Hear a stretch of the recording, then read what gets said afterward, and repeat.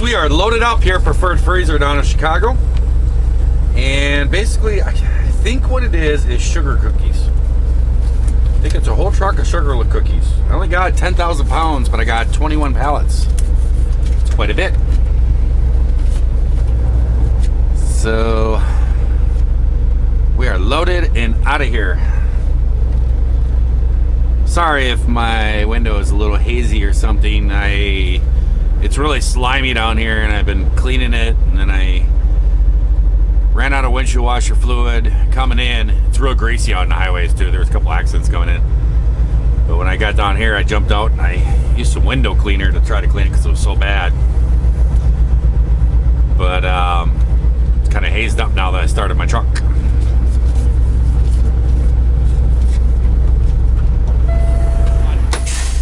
We are good to go.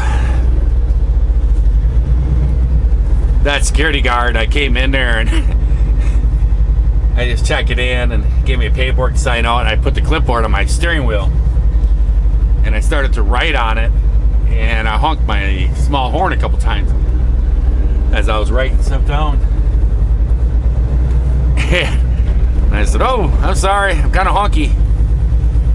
He's like, "Oh, it's all good." And I said, "Hey, don't challenge me." I says, "I could blow a horn that'll scare the poop right out of you." He looked at me, he goes, "What?" I said, "You want to hear it?" He's like, "Sure." And I grabbed my big horn and I blew it.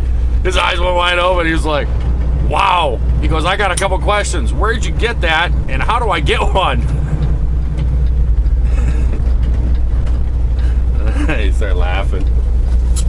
Yeah, he liked my horn. And I showed it to him quick and everything, and he's like, "Wow, I guess you really let the cars know when they cut you off and stuff, huh?" And I said, "Well, mainly I got it because I have a YouTube channel." And he's like, "Oh, what's the name of it?" So he grabbed his phone and started looking it up. It's pretty funny. So I gotta check these videos out. I used to come down here, this place right to the left. It's like a whole bunch of different food places.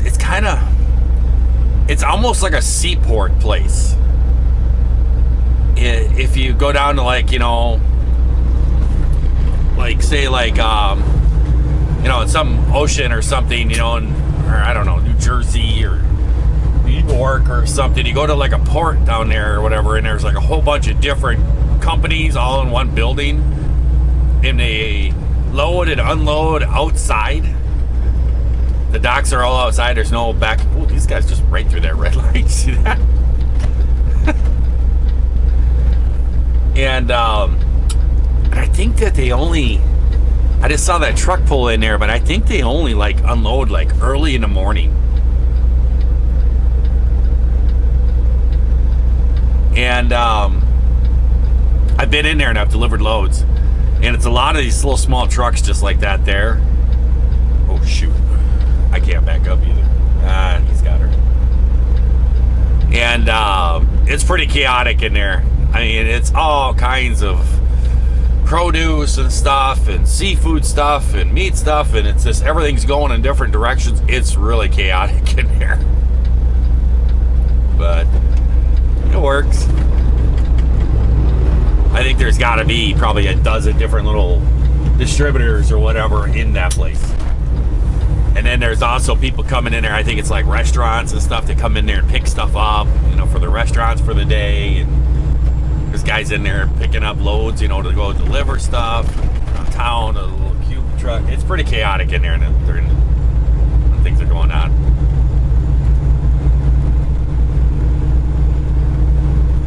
Right down here, my stomping ground. Right here is where you turn in there. See, it's the Chicago International Produce Market.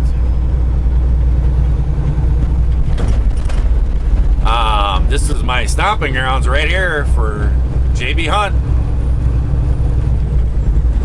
If you actually turn southbound on 55 here, and you're running down, what is it? I think it's 2 exits or whatever. I think it's 2 exits, maybe 1 exit. And that will, you turn off there, and that's the entrance for the back of, what is it, the Corworth yard? You can go through the Corworth yard and get right into something just caught my eye. Right into the JB Hunt terminal. It says on my GPS, vertical clearance violation ahead.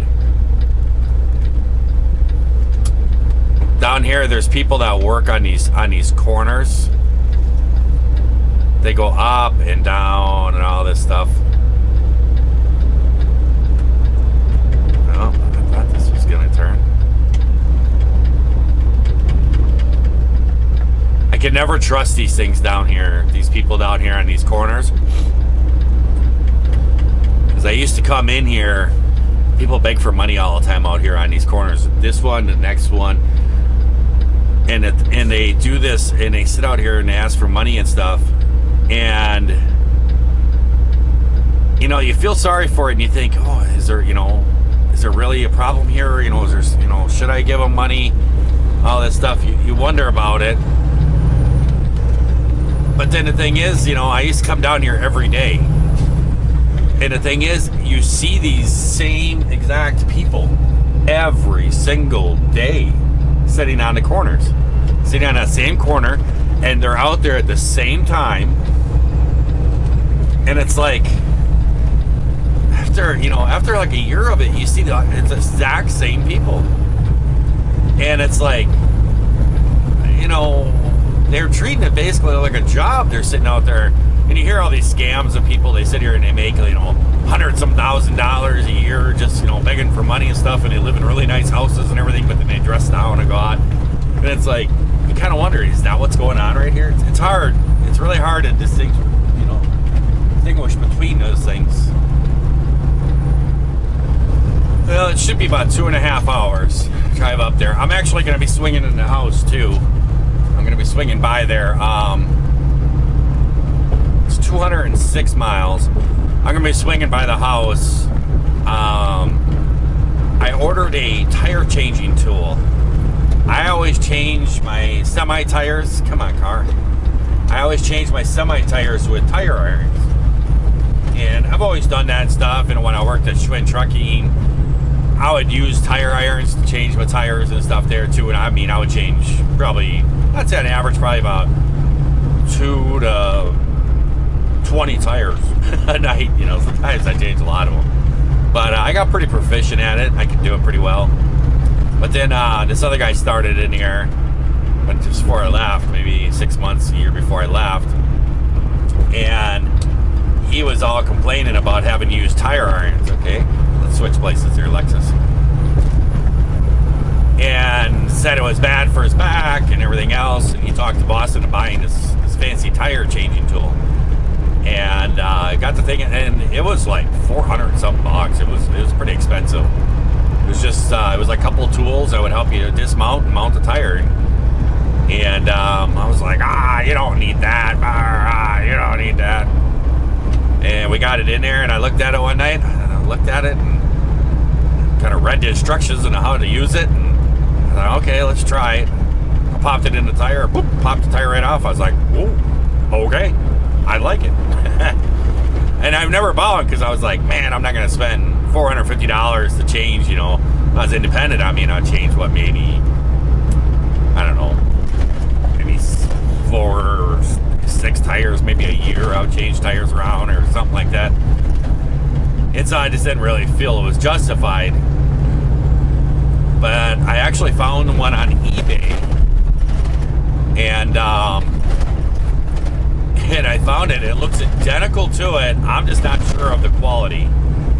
And it was only $79. And so I just ordered one. And it's actually been delivered to my house. So I'm going to swing by, take a peek at it.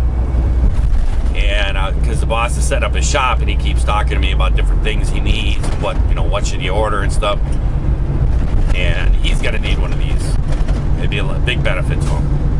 So I'm gonna stop by and check it out, look at the quality of it. If it's decent, I told him I'd bring it to him, and I'll just order another one. But he just said, send a link to me, and he goes, if it's good, I'll just order one. I was like, Okay. There was a big accident up here when I came in here. I wasn't even recording. I don't think I could even record it. My windshield was so nasty. It was all slimy and stuff when I came in here. And it's like 36 degrees right now. It was like 31, I think, when I came in here. And my windshield, I ran out of windshield washer fluid. I told you, I couldn't even hardly see out the window. There was no way I could record.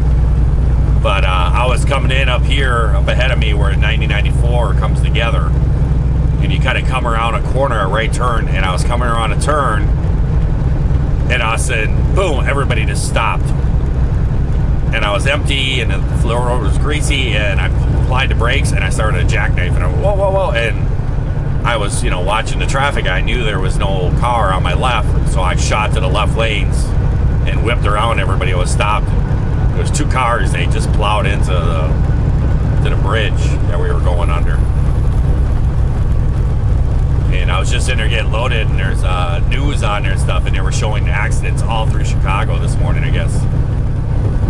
The road, there was snow down here. I came through last night. I must have missed it all, but they were showing there was snow. I've seen semi trucks coming north out of here, and they're all covered with snow and stuff. So it was just enough where it got on the ground and it stayed just a little greasy, and there was a bunch of accidents.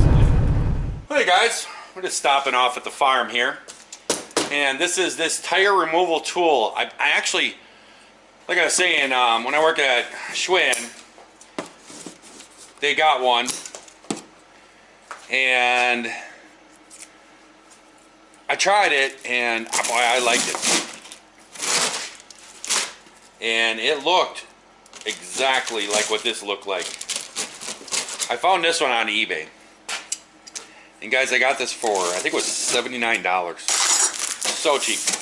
So let's take a look at it. I'm just doing this quick. I actually have to get, ooh, that's heavy.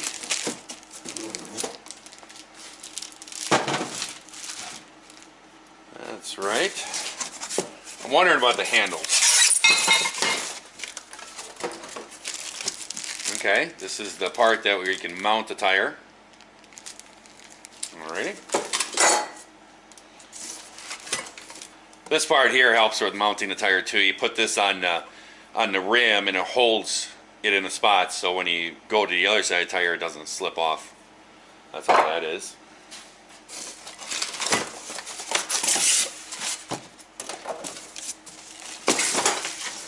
Oh yeah, that's beefy. I'm happy with that.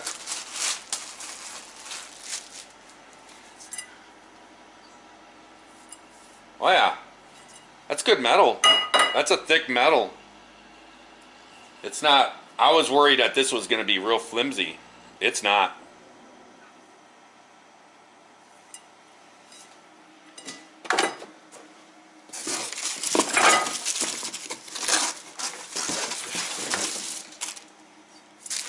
Even this one is smaller. This one here is fine.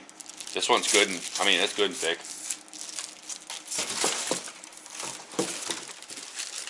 Yeah, so. Oh yeah. I was thinking it was just gonna be like a forged thing, like out of a cheap casting or something. This is actually welded here. I think this will work good. I think it will. This one goes on this curved one right here. This thing is heavy though right here. This has got some weight on it, which is good. You need that. I wish I had a tire mounted up right now. I would quick do a dismount, but I got to get going to Green Bay.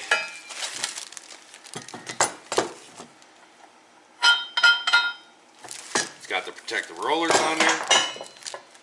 Oh, that's gonna work good, guys. So this thing looks really good. I'm happy with it. This thing is really heavy and beefy. So when I come home next time, I'll dismount a tire, show you guys how this thing works. But I mean, for 79 bucks, come on, it's so cheap. Well, guys, I might be a little bit surprised here. I think they actually got me over at this place and not over at the other SuperValue bin, the big nasty place. I believe I'm over here.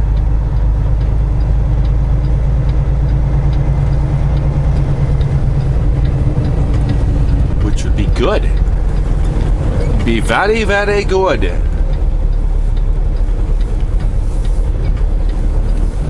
This is the address they have on here. So I'm gonna go check in and see what's going on. Well guys, we are offloaded. Everything went good. Clean bills. Lumper's been paid. Their crazy amount. Gotta kind of jump a curb to get out of here.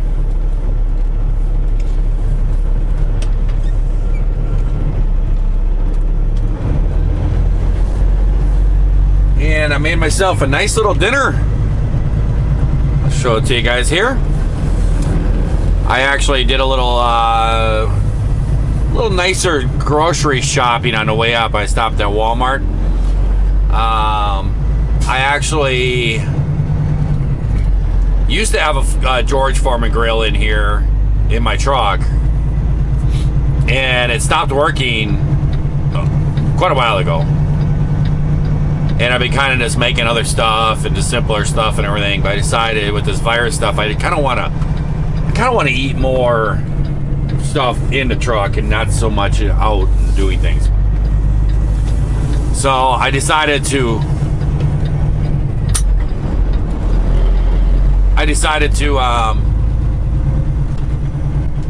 buy myself a new George Foreman grill. I don't know where this car just came from.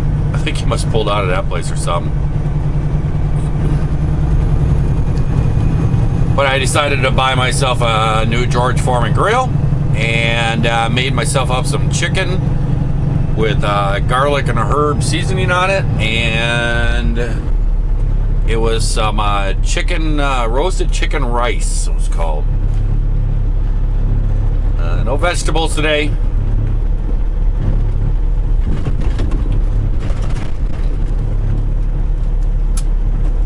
But I gave it all a try, and I tell you what, good stuff, Maynard. Good stuff. But we are all loaded up, or all unloaded, I'm sorry. I'm backwards right now.